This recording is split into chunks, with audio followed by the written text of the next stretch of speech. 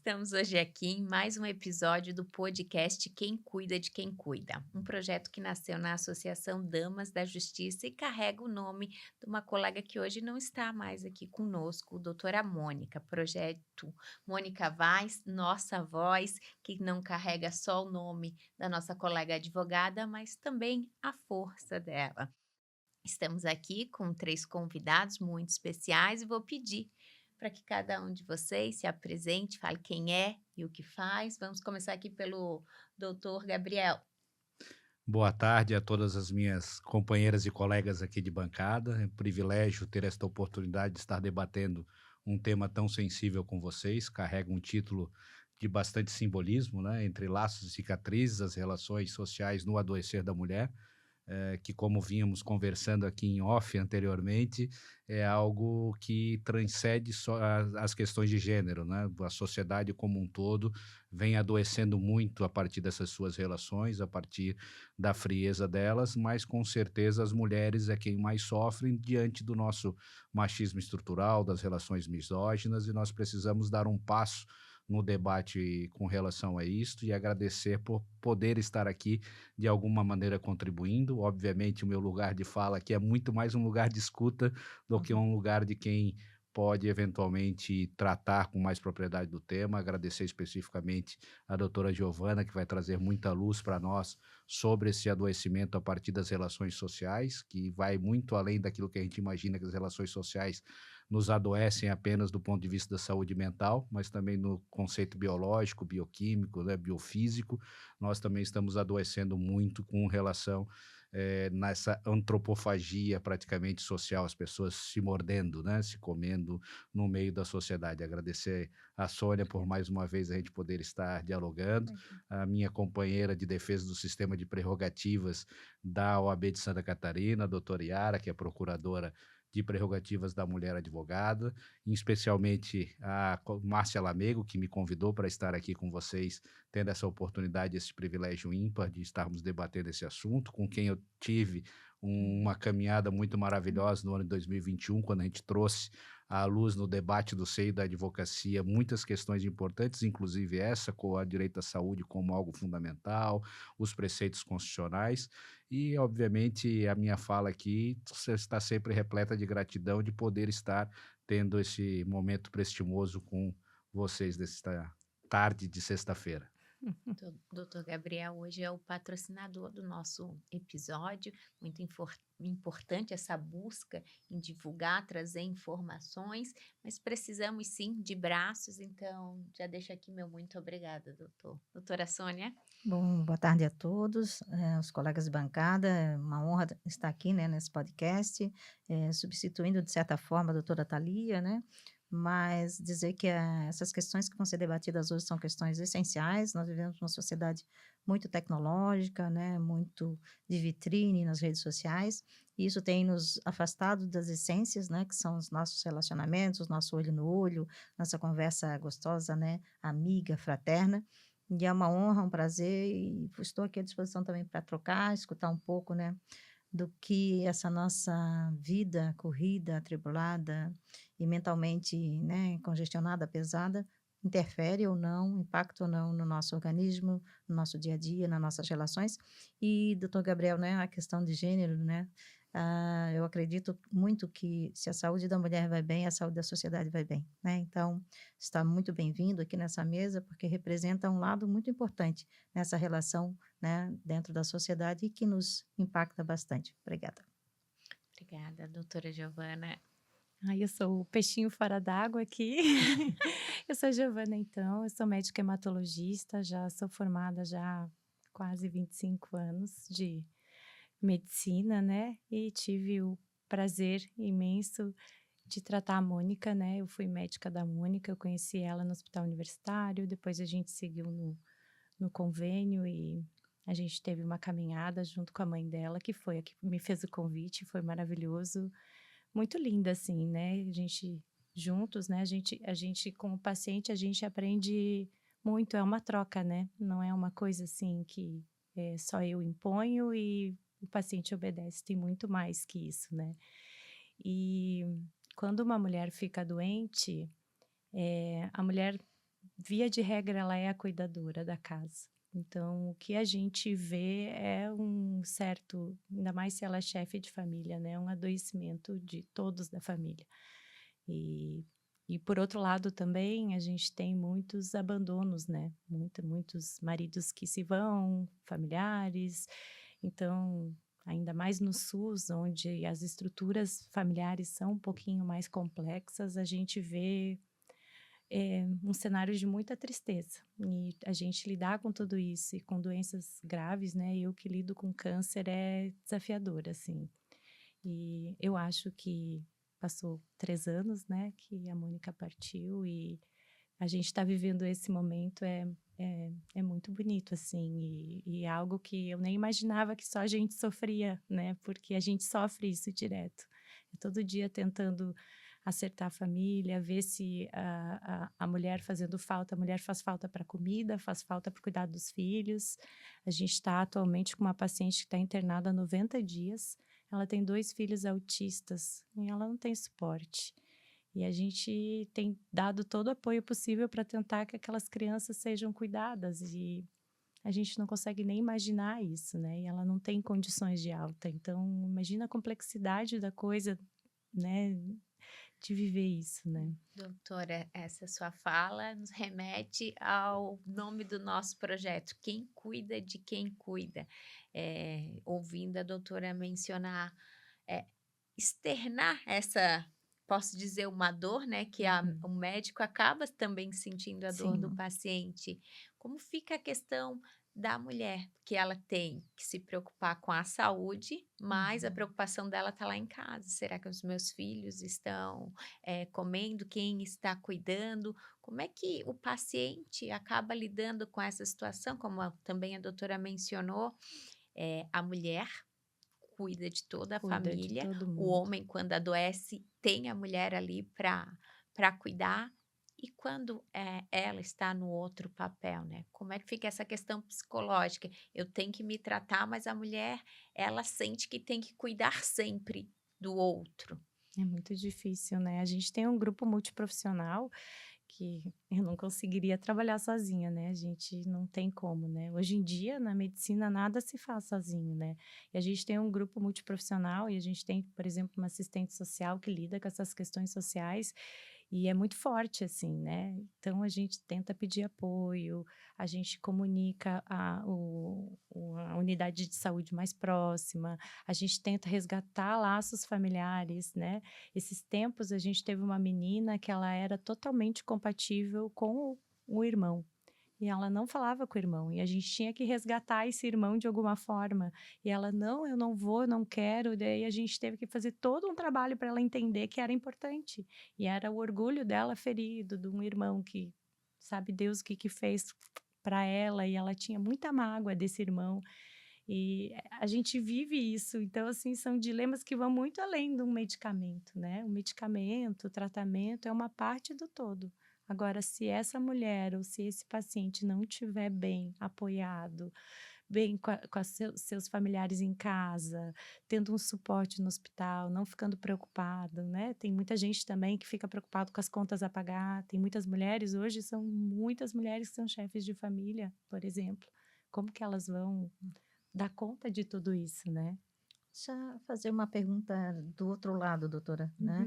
Uhum. Do paciente, né? A doutora está explicitando bastante, mas e o lado do profissional médico? Qual o suporte que vocês têm? Porque também são mulheres cuidando de mulheres, né? Num ambiente extremamente adverso, né? Como que vocês são cuidados? Quem cuida de quem cuida, né? Que é o tema É. do podcast também. De todos nós, eu acho, né? Que vocês também lidam com questões muito sensíveis e muito difíceis, né? Eu até acho que a gente tem que voltar para uma consciência disso, né? Antigamente, ó, eu tô 25 anos, né?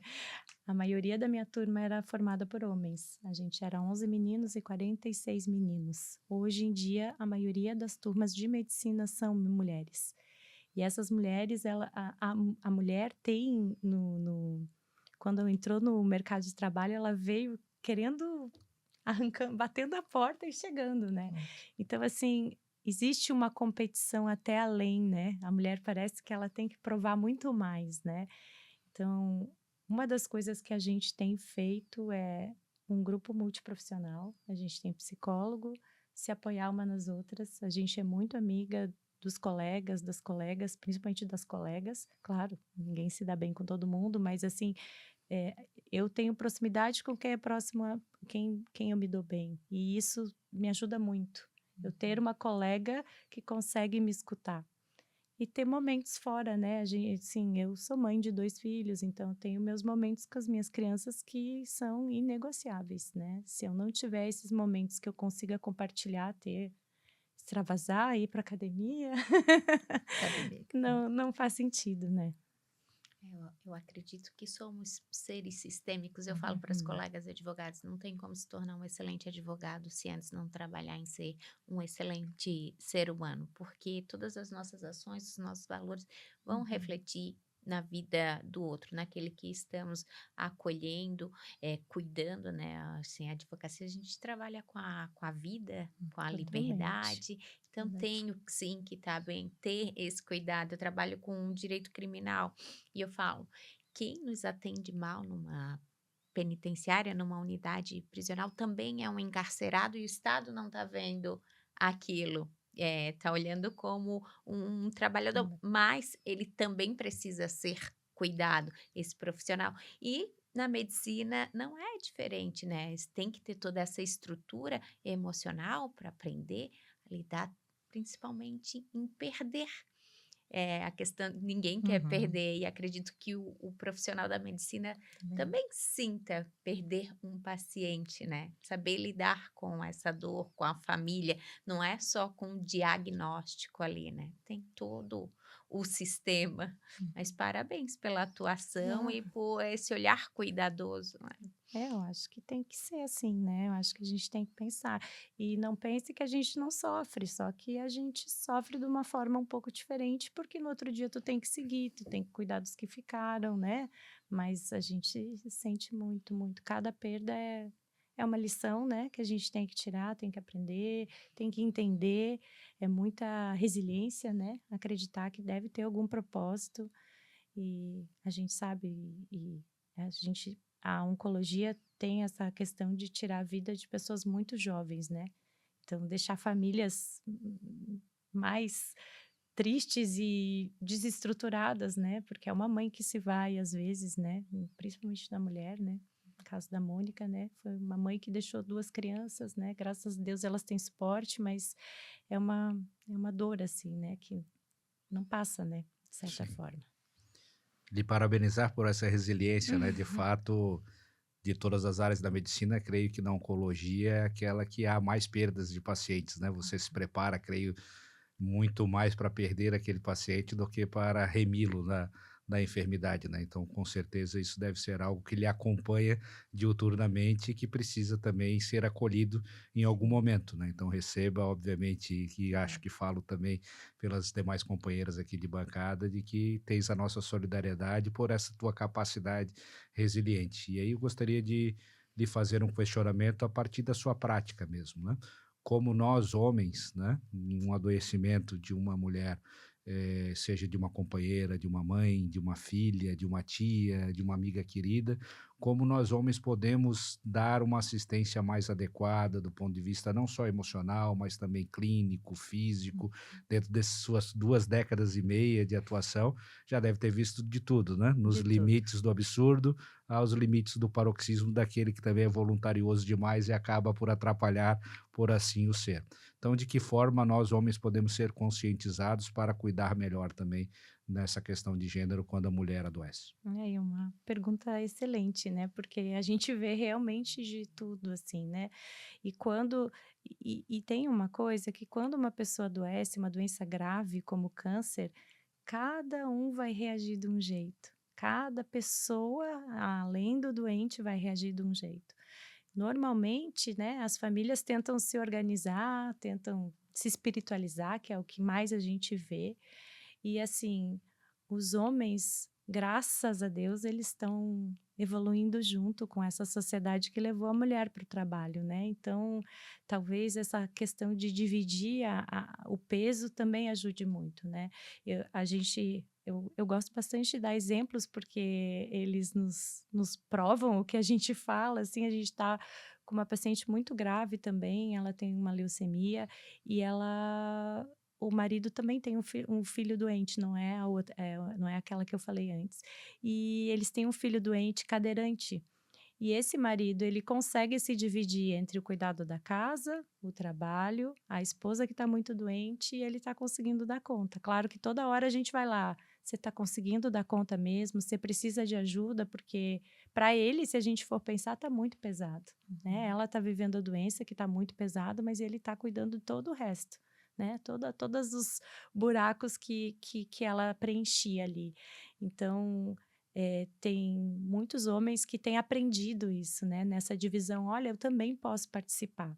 Claro que nem todo mundo é igual, né? E cada um, tem gente que vai abandonar o barco e dizer, eu não dou conta. Às vezes até melhor, eu penso, né? E tá tudo bem, cada um tem as suas crenças, né? Mas eu vejo muito, muito pegando junto. Tem, às vezes, casais recém-casados e que o marido tá lá de mãozinha na quimioterapia, levando. E é muito bonito, assim. Todo mundo se transforma com uma doença grave, né? De alguma forma. Positivo, negativo. Ninguém vai sair neutro daquilo. É um impacto muito grande. E aí, tomar propriedade, eu acho, daquela situação, né? Eu faço parte disso tudo e eu posso contribuir, eu não vou atrapalhar. O homem é mais apavorado, né? Então, assim, ele vai ter mais dúvidas, ele vai ficar mais apavorado, mais medo de agulha, tem todo esse contexto, mas cabe a nós. Ele tem muito medo de agulha. A gente vê quando um homem interna, para a gente fazer procedimentos que para a mulher são muito tranquilos, para o homem é muito difícil. E é algo, assim, de ele chorar copiosamente, e aí tá tudo bem, a gente já se Um acostumou. homem com gripe parece em É. estado terminal. Tá lá, né, deitado mal no escuro, e a mulher tá lá lavando a louça. Dá uma dor de barriga já tá de cama, né? E outra situação, a mulher, por querer achar que precisa estar sempre demonstrando força, talvez tenha mais resistência em expor, em buscar o cuidado, demora mais para O buscar que uma tem assistência. os 2 lados, mas assim, o que a gente vê via de regra, o homem sempre ser o fortão, o que não fica doente, o que não precisa de cuidado, a gente vê muito isso.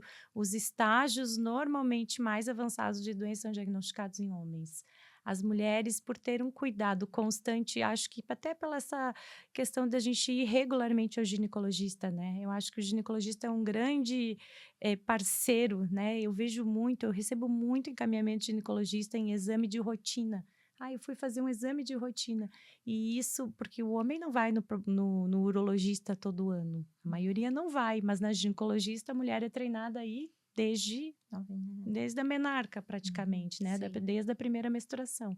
Então, a mulher acho que consegue diagnosticar mais cedo, mas eu acho que talvez ela esconda um pouco, sabe? Ela não mostre tudo, por ela ter que provar que é forte, porque a gente tem que todo momento provar que a gente é forte, que a gente é melhor, que a gente dá conta.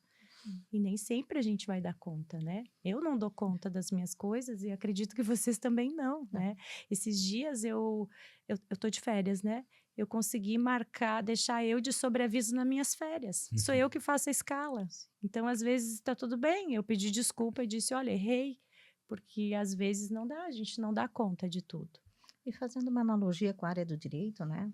A gente, na área criminal, a gente vê muitas mulheres encarceradas, abandonadas pelos seus parceiros, pelos seus familiares, né? Na área da saúde, da doença, né? Do câncer também, né? Há um abandono. A mulher, ela é naturalmente abandonada, né? Talvez por causa dessa função mesmo que está incutida na nossa cultura de que a mulher é a responsável pelo cuidado, né?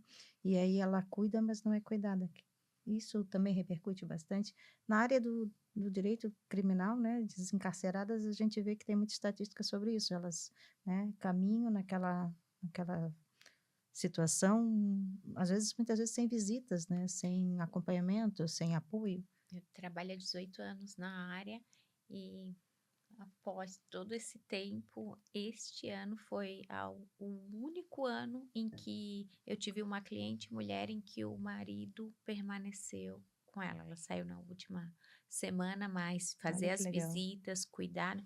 E aquilo me emocionou bastante. Cheguei a externar essa situação Hum. e achei tão interessante. Eu peguei e falei, o meu olhar como advogada, algo que eu nunca tinha visto. E para aquele homem aquilo era muito normal. Então eu digo, a gente tem que moldar mesmo é o caráter, né? Igual quando a mulher fala, ah, não, ele me ajuda. Quando adoece, não, ele tá, não é uma ajuda. Então é bom despertar isso no ser humano. É.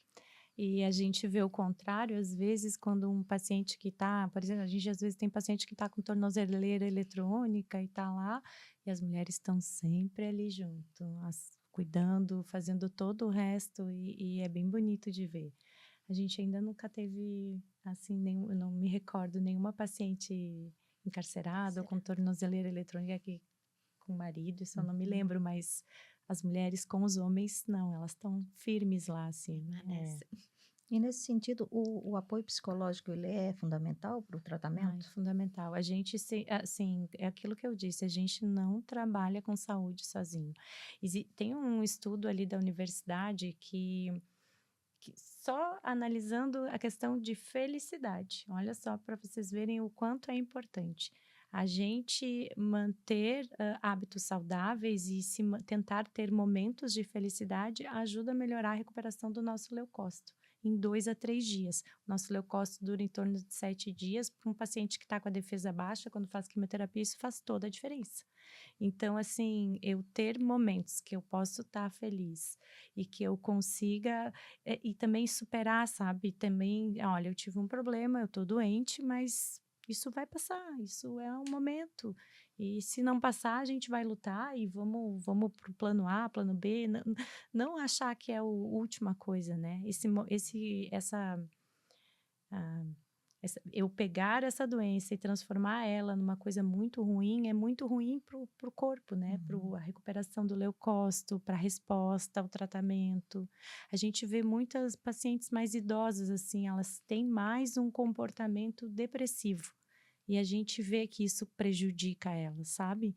Que elas se fecham porque já estão mais no final da vida, já acham que não tem mais muito sentido. A mulher acha que sempre tem que estar fazendo alguma Útil. coisa útil. A utilidade, né? Eu ia perguntar isso, É, se né? existe um perfil da questão da entreguei a situação, tem uma resistência, né? A doutora mencionou as pacientes mais idosas. As pacientes mais idosas, normalmente, quando, sim, se elas têm propósito, tipo, eu tenho que ver a formatura do netinho, ela vai se esforçar mais. Agora, se essa paciente já viu, já os filhos já estão muito longe, não tem, ela vai se entregar mais fácil. O tratamento vai ser mais difícil para responder.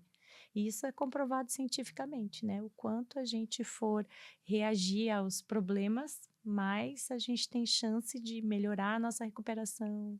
E não é só neuronal, não é tudo, é a saúde como um todo, inclusive para a resposta à infecção. Sim.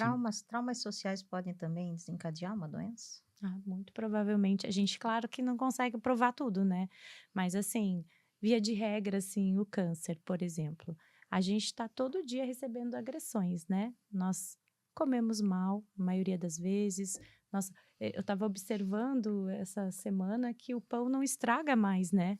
Eu fiquei olhando para aquele pão, eu já não aguento mais olhar para aquele pão lá na geladeira e ele não estraga mais. Eu fico imaginando o que que tem nesse pão. Nem a maçã tá ficando estragada. Então, assim, a gente vive e come Ah, comidas de má qualidade, em via geral, com muito veneno, muito conservante. Isso são agressões para o nosso corpo, né? Além de tudo, poluição, né? A gente nunca viu tanto número de carros rodando. Imagina esse ar que a gente respira nas cidades, né?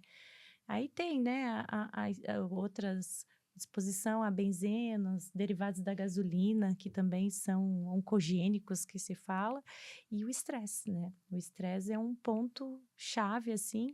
A gente não consegue provar tudo, mas a gente sabe que esses fatores, eles são agentes que vão lá, porque todo dia eu estou recuperando as minhas células e estou dizendo, não, tá tudo certo, hoje eu sobrevivi, vamos lá para amanhã. Aí vai lá, agrotóxico, veneno, poluição, estresse, um estado de estresse crônico, ele provoca um estado inflamatório que é uma das chaves do câncer, não que o câncer seja uma inflamação, mas ele é provoca um estado inflamatório até que eu não consiga mais reparar. Eu não consegui mais reparar aquela célula se tornou independente, proliferou, tomou conta do meu corpo e foi. Então, primeiro ela se torna amiga minha para poder invadir e eu consegui. Agora eu consegui quebrar Barreira. a barreira e vamos embora. Então, tudo conta, né?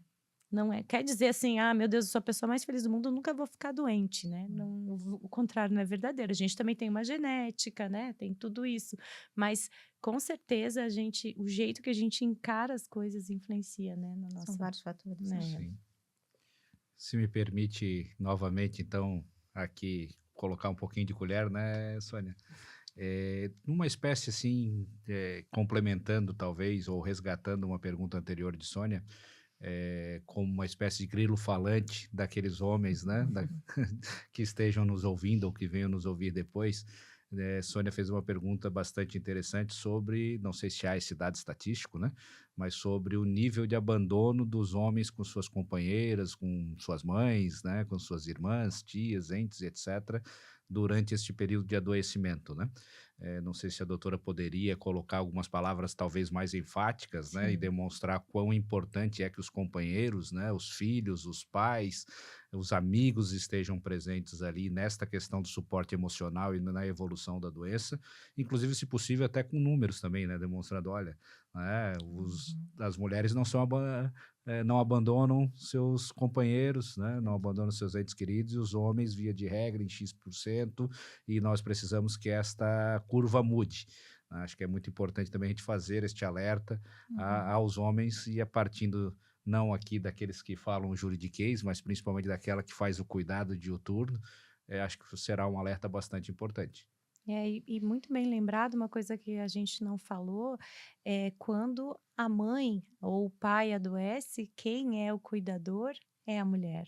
A mulher pode abandonar seus empregos, pode abandonar sua família, volta e meia é a mulher. Isso é 90% das situações, né? Que quando tem alguém da família, que não precisa ser só o companheiro, né? É a mulher que vai, a filha mulher que vai ser a cuidadora. Isso é fato, isso é 90% das situações. O homem, ele não vai abandonar o seu trabalho para cuidar de um pai ou de uma mãe. Isso é muito raro. E isso é algo que nos faz questionar muito, porque essa mulher depois, por exemplo, se ela fica cuidando 5 anos de um avô, um pai que está acamado, como que ela vai voltar na sociedade, no trabalho, né? Qual é o sentido se esse pai for partir, né? Como é que ela vai se sentir depois disso, né? Acho que isso é muito, muito, muito importante. E os homens, num geral, a gente está numa sociedade em evolução, né? Nós estarmos sentados aqui falando sobre isso já é, né? Eu imagino que na época minha mãe, que era jornalista, nunca pôde, acho que, falar sobre isso. Uma vez ela tocou Beatles na rádio, ela foi proibida e teve que tirar. Então, eu acho que a gente está evoluindo muito, né? Por conversar, por falar. Eu sou mãe de menino, por exemplo, então eu ensino valores. Eu acho que tudo começa lá. Então, já estive doente, por exemplo, coisas pequenas, né? Mas, assim, eu vi o cuidado que o meu filho teve. Acredito que se a gente ensinar nossas crianças que as relações de igualdade, acho que é meio caminho andado, né? E infelizmente, existe uma questão, assim, social também, financeira, né? As pessoas de um pouquinho mais baixa renda, elas têm uma maior dificuldade de aceitar que o homem também não é a ajuda, ele está ali para tomar conta, para ser. Então, isso, mais da metade, isso é muito para nós ainda, né? E aí, pessoas que talvez sejam um pouco mais esclarecidas, que tenham um pouquinho mais de educação, elas conseguem entender que as relações precisam ser um pouquinho mais... A gente nunca vai ser igual, né? Para mim até difícil falar isso assim, né? A gente, né, a mulher é mulher, o homem é homem, cada um tem suas funções. Mas, assim, no cuidado, no adoecimento, geralmente essa carga sobra 90% das vezes em cima da mulher. E se ela fica doente, normalmente vai ser outra mulher que vai estar ali ao seu lado. Isso é fato. Eu queria fazer um depoimento. A doutora está falando, né, dessa questão bem importante. Eu sou professora de uma instituição federal de educação e num dos cursos que eu trabalho tem uma disciplina chamada Relações Interpessoais. E é uma disciplina que vai tratar essas questões, né, do cuidado, do respeito, das microagressões diárias, né, injúria, racismo, calúnia, difamação.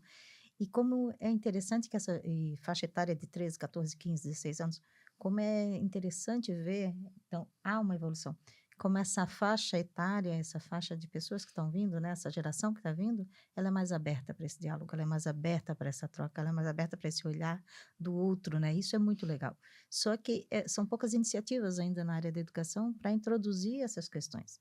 E aí a gente tem, a doutora talvez também esteja, e o pessoal do direito aqui na minha frente, a NR1, né, que veio agora como uma obrigatoriedade, que é o cuidado da saúde mental no ambiente de trabalho, né? Então, isso é uma evolução muito interessante também. Essa obrigatoriedade, que a princípio pode não ser cobrada do ponto de vista da cobrança mesmo, da multa, né, pelo Ministério do Trabalho e Emprego, mas de um momento de preparação, de educação, de sinalizar, olha, vocês têm que fazer, analisar os riscos mentais, né, de adoecimento. Então, isso eu também acredito muito que a gente tem esse momento, né, do diálogo, esse momento da transformação, da virada. E acredito muito nessa nova geração, a geração que o pessoal está um pouco, né, falando mal, a geração Z, mas acho que é uma geração que vem numa outra lógica de mundo, né, num outro momento, né? E acho que é uma coisa bem positiva, de um outro Como o lado. doutor Gabriel mencionou a questão do machismo estrutural, né? Estamos despertando para modificar esse cenário. E acredito que acaba impactando em todas as nossas relações humanas, né? Porque eu digo, temos os homens que nasceram das mulheres. Sim. Então, tem sim que ter esse respeito, né? Essa questão de igualdade. Igualdade sabendo que não somos iguais, né? Doutora, Desculpa, doutora, até tem uma fala que diz 50% das pessoas no mundo são mulheres, os outros 50% são filhos delas, sim, né? sim, Então, faz muito sentido e precisamos despertar em mostrar. A doutora mencionou que tem filhos homens, eu tenho sobrinhos. Demonstrar para os pequenos o respeito, sim, que eles precisam, né? Tem que ter com as mulheres. Doutora, um recado para quem hoje, uma mulher que recebeu um diagnóstico de câncer, o que a doutora falaria? São tantas coisas, né? Ontem eu estava com um menino que ele recebeu um diagnóstico de leucemia linfocítica crônica, aí foi só falar isso, assim, mas eu falei muito até chegar nesse assunto. Ele, Sim. tô passando mal, vou cair.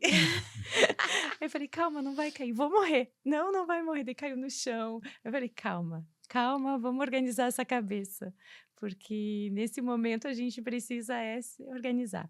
É que é difícil, né? A gente não se coloca, mas se coloca, né? Imagina receber um diagnóstico, você tem uma leucemia ou você tem um linfoma, o tratamento vai ser quimioterapia ou vai ser imunoterapia, então assim, não é fácil. Eu sempre penso assim, né? E aí eu vendo, eu fui lá, busquei sal, busquei água, botei as pernas para cima, foi um auê, a clínica toda veio. Aí é um homem, né? Todo mundo. Desculpa. Já sei.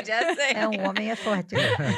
Mas depois mas assim, eu achei que foi bonito porque foi genuíno, né? Foi verdadeiro, foi na minha frente, né? Poderia passar mal. E aí a gente soube acolher e conseguir conversar. Olha, calma, não morreu ainda, ó, tá aí, vamos lá, vamos respirar agora, vamos pensar para frente. Então, assim, é difícil, né? Eu tô rindo aqui, contando meio anedótico, mas é difícil. Eu acho que a gente não sabe os motivos por que a gente fica doente com essas doenças, né, tão graves, né, com crianças, né, que têm diagnósticos de câncer e toda essa família envolvida. Então, eu imagino quando, mesma coisa, né, quando uma mulher adoece, um ciclo global que depende, inclusive, de quem tem criança e tudo adoece junto. E eu acho que o mais importante é aquilo que eu falei antes, é a gente tentar resignificar isso, tentar aprender com isso, porque o diagnóstico não vai mudar, né? Não vai voltar atrás e dizer assim, agora eu não tenho mais, não adianta. Todo mundo tem essa fase, né? Primeiro eu vou negar, Cada um do seu jeito. Tem gente que demora meses negando, tem gente que passa uma vida toda, cada um é de um jeito, e a gente tem que entender também. Muitas vezes eu falo, assim, principalmente para mulheres ou homens também, mas mais velhos, a gente tem a opção de não fazer nada também. Não tem certo ou errado aqui, né? Tem o que você acha que é melhor. Porque a saúde, ela é um direito da pessoa, né? O que ela acha que é melhor. Não tem pacientes que não recebem transfusão de sangue? Eles estão errados em não receber transfusão de sangue? Uma opção, né? É uma opção da vida deles, né? Quem somos nós, né? Quem sou eu nisso tudo, né? Eu não sou mais que ninguém. Então, eu tô ali como um meio de tentar fornecer os melhores caminhos. E cada um sabe do seu caminho. Eu sei o que a gente faz. A gente faz medicina baseada em evidências. Então, eu tenho estudos científicos que provam que talvez esse tratamento X, Y vai ser o melhor. Mas será que essa receita de bolo serve para todo mundo, né? Então, é uma caminhada, eu sempre sou muito transparente. Eu adoro os exemplos, né? Esses dias fui falar um diagnóstico também para uma paciente e ela assim, a senhora nem precisava ter me falado, eu queria não saber. Daí eu falei, tem certeza mesmo que não queria não saber? Todo mundo olhando para ti, assim, que a gente não consegue disfarçar, né? Aí ela, não, eu queria saber, mas é ruim, né? Dói. Eu falei, dói. Viver dói, né? Vai ter momentos que a gente não vai querer escutar o que a gente, né? Sempre as palavras que a gente gostaria. E aí eu falei para ela, você tem a opção assim, tem a opção assado e tem a opção de não fazer nada também. Errado? Não tá. Eu não gostaria, eu gostaria que você lutasse, porque a gente sempre quer que a gente lute, a gente sempre acha que tem alguma coisa para fazer. Mas não fazer nada também é fazer alguma coisa. É uma decisão, né? Então, enfim, eu acho que é muito maior, assim, essa conversa desses diagnósticos de câncer, elas precisam ser discutidas em conjunto, sabe? Cartas na mesa, sendo transparente, acolhendo, um grupo multiprofissional bem treinado. A gente precisa incluir outros profissionais, psicólogos, terapia ocupacional. Eu acho que a gente precisa fazer com que aquela cabecinha que está toda bagunçada consiga trabalhar e consiga fazer outras coisas, redescobrir. Talvez a pessoa descubra que ela tem uma habilidade de tocar violão, por exemplo. Imagina que incrível, no meio de um tratamento, ela conseguir ter uma outra aptidão, aprender uma nova língua, desenvolver alguma coisa, fazer um projeto social. Doutora Giovana, aproveitando também que a senhora colocou aqui de maneira muito característica, né? O direito à vida e o direito à saúde é um direito inerente à personalidade humana e uma escolha de cada um, né? Mas pensando no sistema de justiça ou os operadores do direito como um direito fundamental também, né? Como um cosmos que possa servir à saúde pública, né? Em geral, que tipo de ferramentas nós, dentro desse sistema de justiça, poderíamos lançar mão para também contribuir nessa luta, né? Há várias normas regulamentadoras nos hospitais, né? Em UTI você tem que ter X profissional médico a cada X pacientes, X enfermeiros, X terapeutas ocupacionais, X psicólogos e etc. Que ferramentas nós também poderíamos contribuir com a medicina, com os profissionais de saúde, não só os profissionais da medicina, mas os profissionais multidisciplinares de saúde, para que a gente possa dar mais conforto às pessoas, possa contribuir que esse tratamento seja mais efetivo e que tenha este acolhimento a maior, né? Menciono até de maneira talvez mais específica, não querendo de forma alguma direcionar respostas, mas talvez por estar falando aqui de uma área que não seja de seu domínio total, mas se nós poderíamos, enquanto classe, agirmos com relação aos equipamentos hospitalares que não cumprem as normas regulamentadoras, o quanto isso impacta na vida do paciente e da família que está ao redor, por não ter a equipe, por exemplo, completa, né, ou por faltar elementos, ou por nas normas regulamentadoras, que também a atividade legislativa é importante, não ter determinado profissional que vocês, de ponto de vista científico, também já comprovaram que seria importante estar ali, mas pelas relações econômicas, as normas regulamentadoras ainda não deferiram isso, né? Então, um pouquinho, assim, como nós, desse outro lado, desse outro olhar, poderíamos contribuir também com uma política pública mesmo, né, a Sim. partir do direito.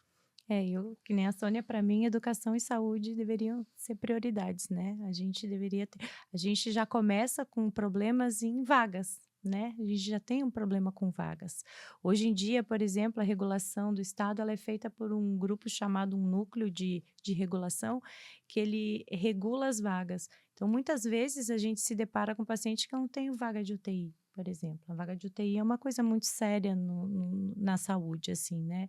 E o paciente também, com diagnóstico de câncer, existe uma lei que, a partir do diagnóstico, tem 30 dias para começar a tratar.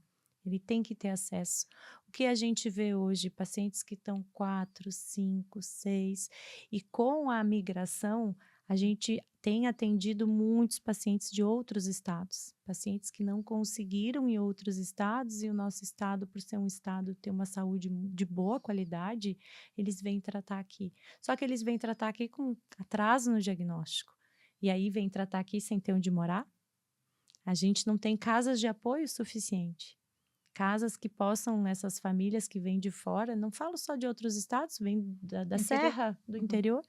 Imagina tu pegar uma ambulância, passar a madrugada inteira viajando, vir fazer um tratamento, voltar, botando a vida em risco, né? Se tivesse uma casa de apoio, a gente tem muito pouca casa de apoio. Outras, projetos sociais também, projetos que englobem, às vezes, para vocês terem uma noção, a gente não tem quem corte o cabelo. Quando o cabelo começa a cair, é algo surreal. Ele não cai pouco, ele cai em tufos. A gente não tem alguém que vá lá e corte o cabelo. Terapeuta ocupacional, para poder ter uma atividade, porque o hospital ele não pode ser considerado um presídio. E os hospitais, do jeito que eles são, a gente não tem um solário, por exemplo. Hoje em dia a gente fala tanto em pegar sol. Eu fui fazer uma preceptoria em São Paulo, num hospital. Metade da enfermaria era uma academia e um solário. E aí eles falavam da importância de ter essa academia, que eles estavam lá fazendo academia. Eles tinham um videogame, claro, era um hospital privado, mas assim, por que não? Por que a gente não pode ter isso? Porque eles precisam se divertir. Aí tinha videogame, tinha academia, tinha um lugar para pegar sol. Eu acho isso incrível, incrível. Acho que isso muda tudo, assim, né? E a gente também está muito nessa questão da judicialização, né? Que o judiciário nosso parceiro nisso, mas assim, a gente tem muita lentidão, porque o que acontece? É difícil, né? São muitos processos, é muito difícil tu saber o remédio, a urgência, o para quê, o fim, mas a gente tem processos de judicialização, às vezes, que demoram 6 meses. Um diagnóstico de câncer não pode esperar 6 meses para ele começar a tratar. E às vezes é a única opção que ele tem. Ele já tentou tudo o que ele tinha e ele depende da justiça para isso.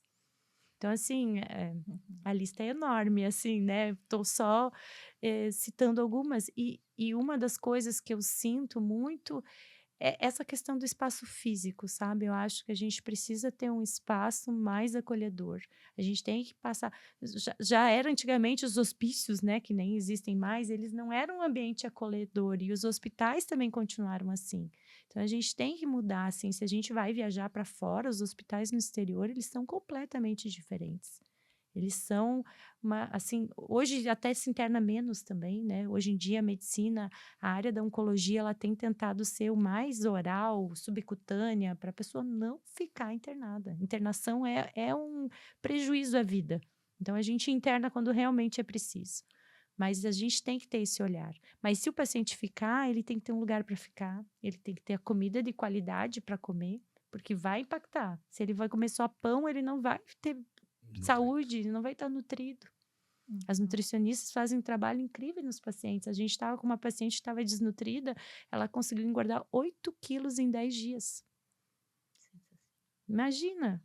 Isso é incrível. Ela não conseguia em casa, provavelmente ela não tinha dinheiro para comprar comida de qualidade. Então, vai muito além, né, é muito mais complexo, né? As medicações de alto custo, né? Há uma demora para despachar. Despachar muita burocracia nas medicações. Por exemplo, a talidomida, que a gente usa para mieloma múltiplo. A talidomida foi um remédio que usava para náuseas em gestantes que causou deficiências, anomalias, né? De braços, físicas. E aí ela tem uma regulamentação que ela é muito rigorosa. Então, o paciente que tem câncer, mieloma múltiplo, ele trata com talidomida. Para a gente conseguir a liberação desse remédio é muito difícil. Aí todo mundo fala, é melhor, consegue qualquer droga, mas a talidomida é mais difícil. Então, é realmente um medicamento um pouco mais difícil para tu dar esse start. Entendo, porque assim, no ano 2000, teve o último caso ainda de uma família que deixou próxima a talidomida e a menina tomou e estava grávida. Então, ainda teve um caso. 2000 é pouco tempo, né? Eu entendo isso, porque falta conscientização, né? Mas, em contrapartida, o paciente com câncer não pode ser prejudicado, né? Ele não pode deixar, ainda mais são homens, né? Muitos são homens que precisam tomar esse remédio, então não tem risco, né? Não tem, né? Não vai engravidar. Espera-se. Os espaços de acolhimento são mais necessários, né? Eu faço uma comparação sempre com a área. Eu não sou da área do direito, mas estou sempre envolvida, né? Mas todos os espaços dos operadores de direito, principalmente os tribunais, né? Os tribunais de justiça, de contas, tribunais.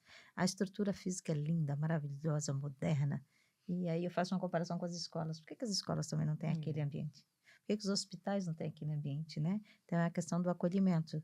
Durante a pandemia, muitas instituições públicas tiveram toda uma adaptação muito rápida, principalmente bancos, né? Para o atendimento, isolamento do servidor, proteção do servidor, do trabalhador.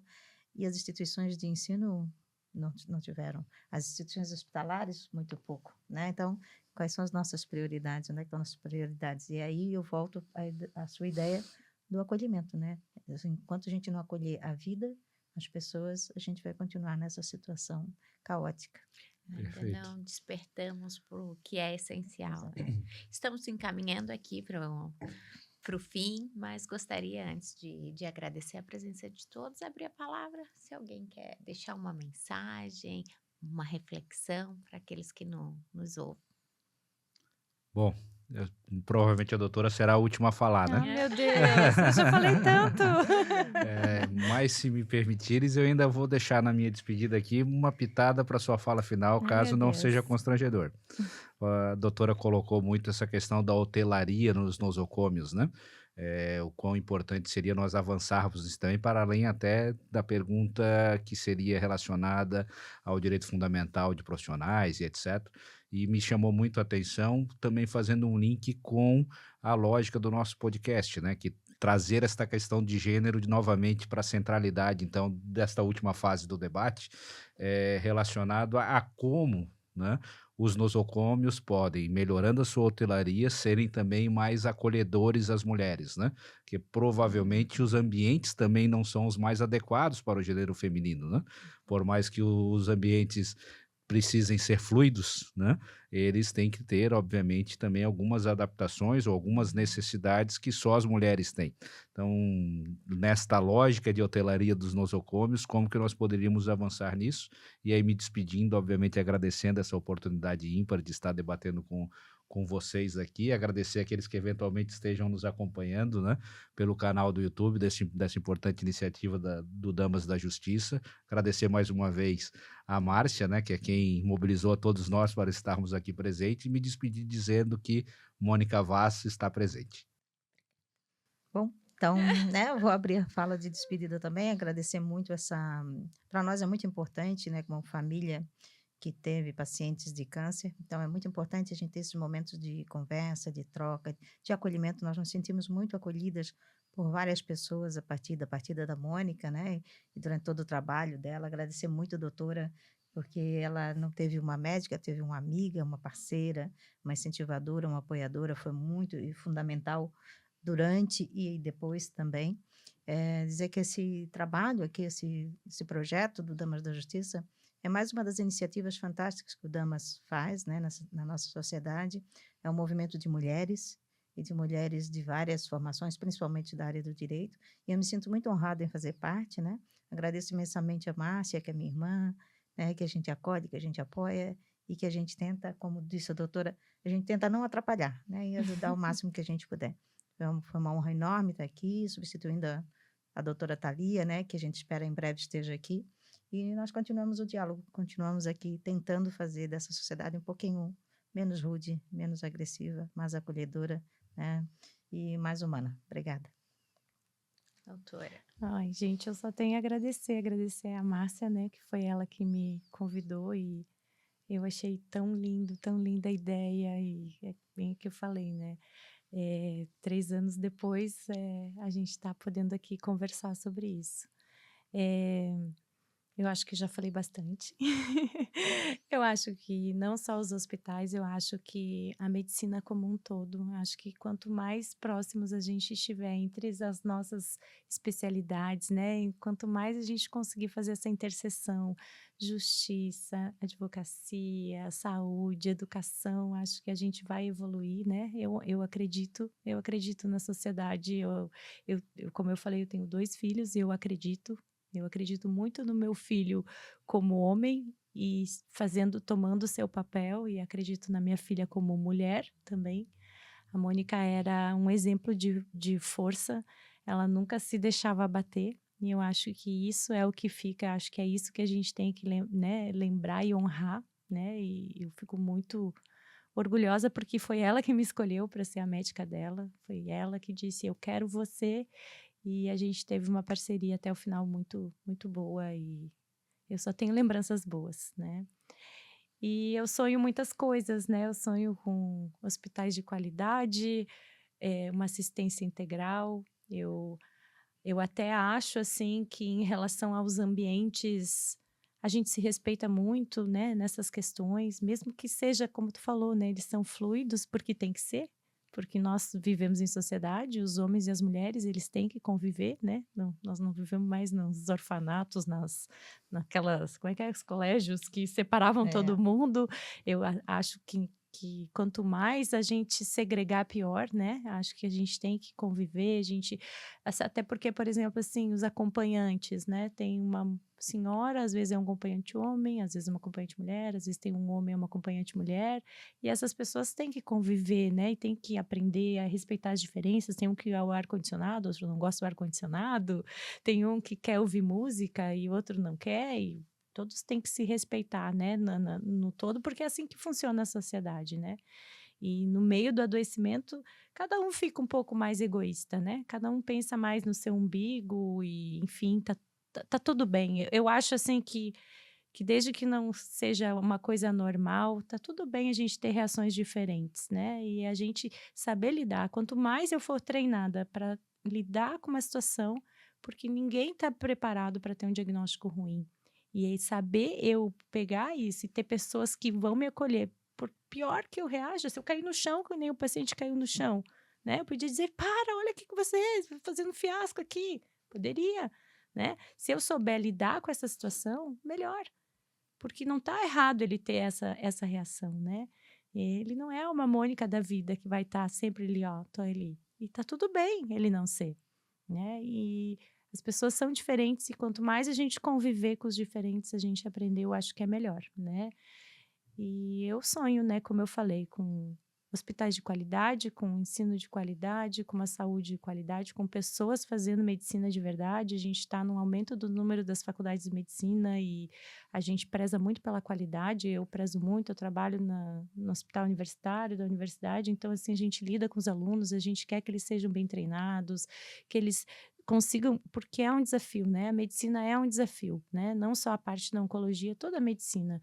É muita tecnologia, é muita coisa, tem uma questão glamurosa também, que tem que cuidar muito, o ego, a gente tem que cuidar isso, e a gente controla muito isso também, né, porque a gente não faz nada sozinho, a gente depende de um ecossistema gigantesco que os mais novos às vezes nem têm noção. E eu estar aqui com vocês, para mim, é um prazer enorme, né, eu espero que eu possa ter contribuído, não sou da área da advocacia, da educação, mas, assim, tenho bastante histórias que eu vivi, né, aprendi muito vivendo, né, eu passei no vestibular com 16 anos. Então, assim, fiquei 2 anos querendo desistir da medicina, porque eu não entendia nada. E aí, de repente, eu disse: "Eu vou ajudar você monitora da oncologia pediátrica". Aí, quando eu comecei a fazer a monitoria de oncologia pediátrica, eu vi: "É isso que eu quero". E aí eu comecei a sentir propósito. E aí foi, não parei mais. Então eu acho que todo mundo tem que seguir isso, sabe? Vai achar um propósito na sua vida e dizer: "É, realmente é isso que encanta. É triste, é ruim, mas isso me encanta. E eu quero cada vez mais poder fazer melhor". Doutora, muito obrigada. Não tem Obrigada. dúvidas que a doutora é um pedacinho de Deus nesses ambientes em que passa. Agradeço também, doutora Sônia, doutor Gabriel, e o Damas está aqui para mostrar, através da Mônica, que a dor pode sim se transformar em amor. Então, muito obrigada. Obrigada também.